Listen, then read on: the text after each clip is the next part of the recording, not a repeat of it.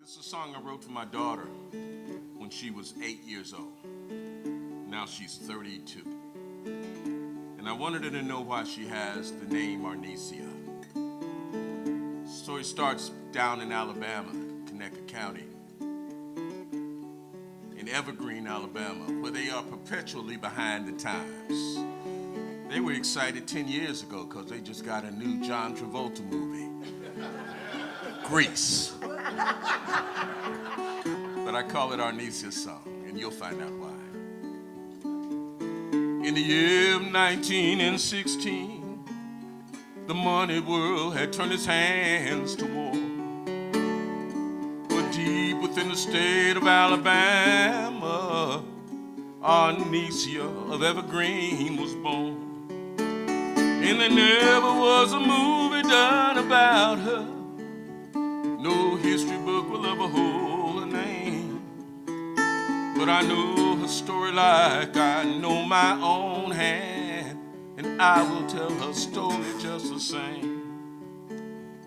In 28, when all the folks were laughing, talking about the money that they'd made, at 12 years old and dresses made of patches, Arnesia picked the cotton while she played. And she helped her mother raise two orphan cousins, 'cause that's the way they did it in those days. Barely older than the children that she cared for, that's how Arnesia learned her mother's ways. And no movies were ever done about her. No history book will ever hold her name. But I know her story like I know my own hand, and I will tell her story just the same. Well, in 34, in 28, when all the folks were laughing and talking about the money that they'd made, Arnesia in dresses made of patches, she picked up the cotton while she played.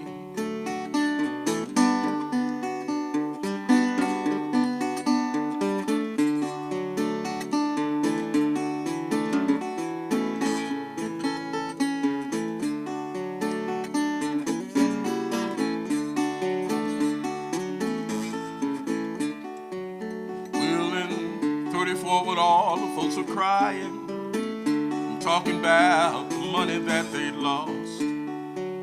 Arnesia was all alone and trying to figure out what love too young would cost. She'd had 2 children, 4 out of wedlock, back when such children were a mark of shame. Though she never wore it in her own house, her babies with their father's name. And no movies were ever done about her. No history book will ever hold her name. But I know her story like I know my own hand, and I will tell her story just the same. In 49, Arnesia left for Detroit to see the poor man's fabled promised land. She sold whiskey to the workers in Black Bottom, and she put her problems all in Jesus' hands. In Detroit, it wasn't like old Alabama. She had to learn to face the cold gray morn. That rags wrapped round her feet would keep her walking, and newsprint round her legs would keep her warm. And in 56, while civil rights was marching, her daughter had a baby of her own. She found out what Arnesia had long known, that it's hard to raise a baby on your own.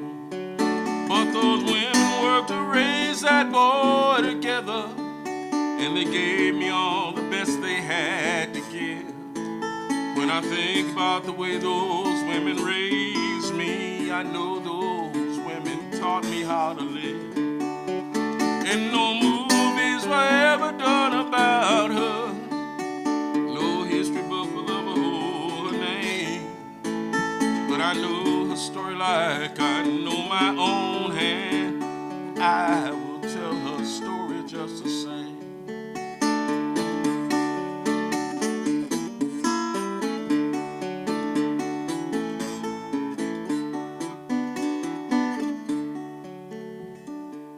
By the 60s, Arnesia's son got married, and he found success in the mechanic's trade.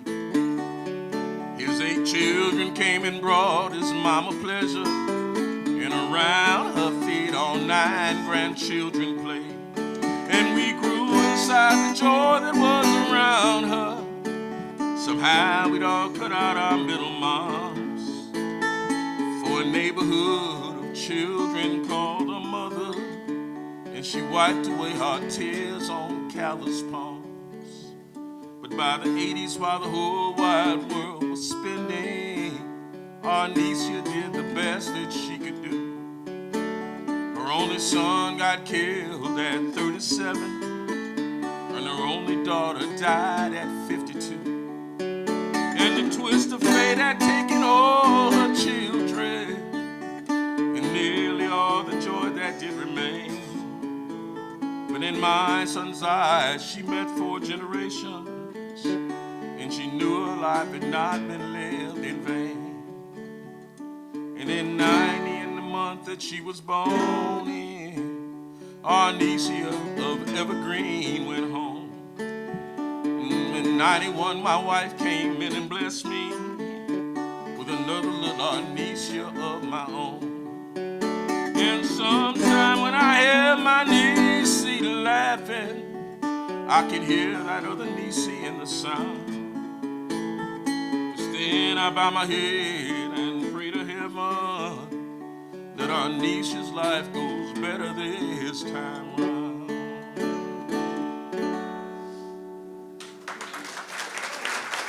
Thank you.